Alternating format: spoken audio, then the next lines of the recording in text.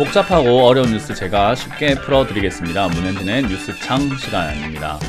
자, 오늘도 많은 뉴스들이 쏟아져 나오는데 어떤 뉴스들을 봐야 할지 보더라도 해석이 잘 안 되는 부분들 많고, 그리고 뭘 봐야 될지 고민될 때가 많잖아요. 그거 제가 뽑아서 보여드리도록 하겠습니다. 도움되신다면 좋아요와 구독 그리고 알람 설정까지 반드시 부탁드리면서 바로 출발해 보도록 하겠습니다. 자, 일단 오늘 첫 번째 볼 뉴스는요, 7월 CPI 지수가 발표가 되었습니다. 전년 대비해서 8.5% 정도 이렇게 올라왔다라고 진행이 되고 있는 것 같아요.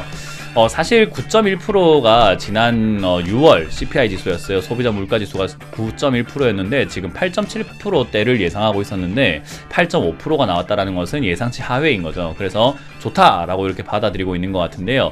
사실 이게 2019년에 CPI 지수는요 0.2%대였습니다. 0.2에서 0.5%대 미만이었어요. 그러니까 0.3만 되더라도 물가가 아이고야 큰일 났다, 많이 올라간다 라고 할 때였는데 이제 8%대, 이거 진짜 미친 물가거든요. 그래서 사실 9.1이나 8.7이나 높은 건 매한가지고 8.5나 8.7이나 똑같다라고 볼 수 있는 거죠. 근데 어찌됐든 둔화가 일어나고 있다는 건데 이게 왜 일어나는가 봤더니 유가 때문이죠. 그래서 국제 유가가 떨어지다 보니까 이 물가가 잡혔다라는 건데, 유가 빼고 보니까는 물가가 거의 같거나 아니면 오히려 좀 더 올랐더라라는 거죠.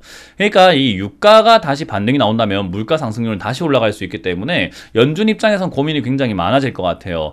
이게 금리 인상이라는 약발이 먹히는 것 같기도 하고, 이게 유가 빼고 나면은 금리 인상 약발이 안 먹히는 것 같기도 한데, 금리 인상을 좀 더 과하게 해야 되나? 야씨 1% 해야 되는 거 아니야? 라는 생각을 하게 만든다라는 거죠.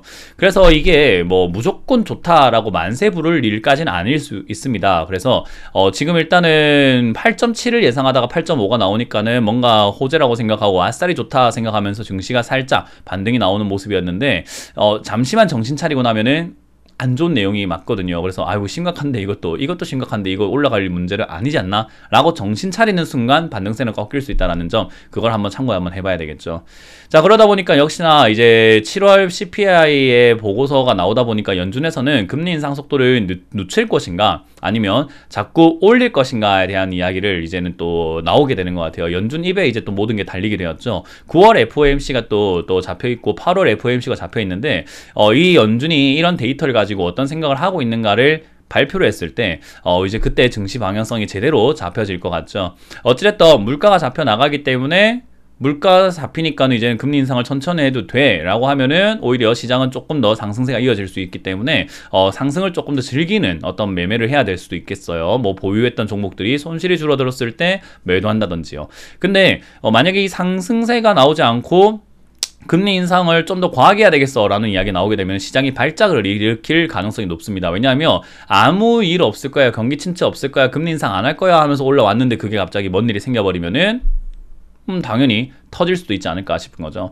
그래서 일단은 뭐 완화가 되고 있고 둔화가 되니까 금리 인상 속도를 늦출 것이다 라고 생각하는 게 아주 자연스러운 분석이지만요, 다시 생각 한번 해보면은 사실은 인플레가 둔화한다는 증거를 더 원할 수밖에 없다라는 거죠. 8.5%도 높기 때문이에요. 그래서 월스트리트 저널에서는 인플레이션이 식기는 하고 있는 것 같은데 약간은 과열이 식긴 식었으나 연준에서 공격적인 기조는 계속 유지할 수밖에 없다. 물가가 높은 것은 사실이니까. 그리고 이 물가, 고물가가 유지가 되면 유지가 되는 대로 굉장히 힘들다라는 거기 때문이에요. 그래서 0.75% 금리 인상을 할지 아니면 1%대 금리 인상을 할지 아니면 0.5%대 금리 인상을 할지를 가지고 사람들 시장은 또 약간 도박을 하고 있는 것 같죠. 0.5% 할 거야, 그러니까 매수해. 0.75 할 것 같은데 잠깐 보류하자. 1% 할 것 같아, 야 이건 잠깐 도망가야 될 것 같아, 매도해야 돼. 이게 싸우고 있어요. 근데 그 싸움에서 0.5% 할 것 같아, 아이 별일 없어가 이기고 있기 때문에 매수세가 나오면서 상승이 나오겠죠.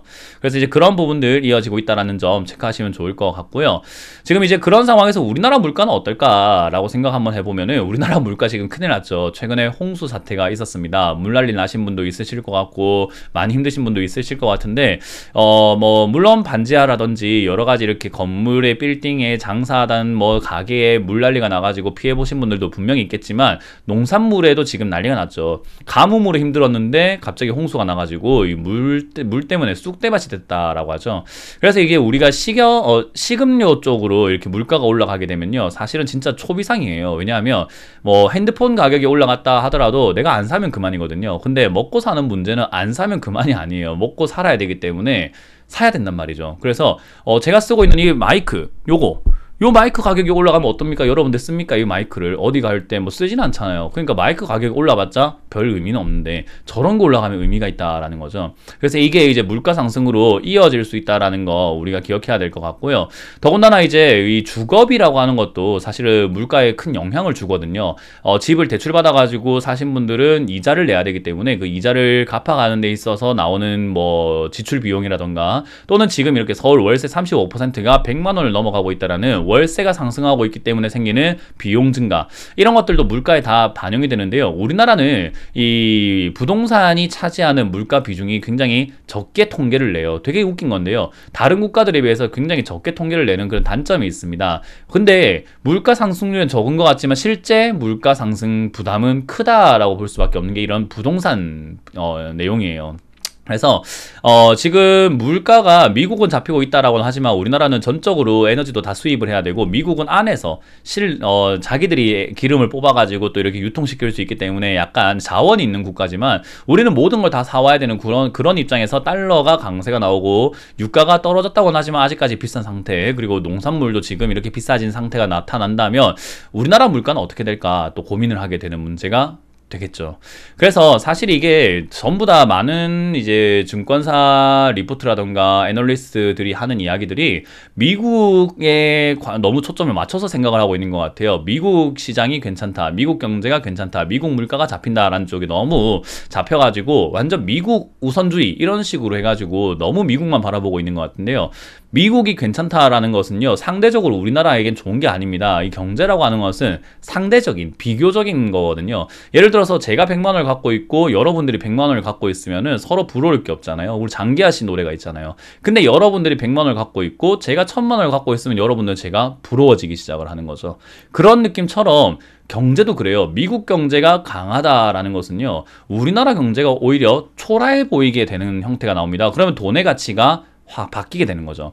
그런 것처럼 이 경제라고 하는 것은 비교적이기 때문에 미국에 너무 이렇게 초점 맞춰가지고 뉴스를 보고 많은 사람들이 뉴스를 관심 가지고 미국이 괜찮으니까 우리나라 괜찮다라는 그런 이상한 논리를 갖고 있는데요. 미국이 괜찮으면 우리나라는 오히려 힘들어질 수 있다는 점을 생각을 좀 하셔야 될 것 같아요.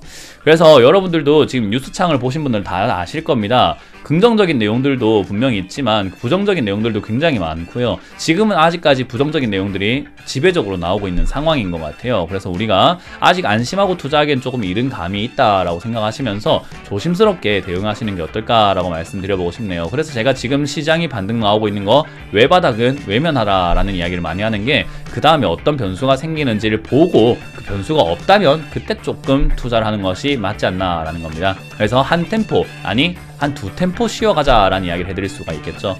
자, 이렇게 오늘도 뉴스를 보면서 여러분들께 전략을 드려보았습니다. 도움되신다면 좋아요, 구독, 그리고 알람 설정까지 부탁드리면서 마쳐보도록 하겠습니다. 지금까지 뉴스창 시간의 문현진 멘토였습니다. 고맙습니다.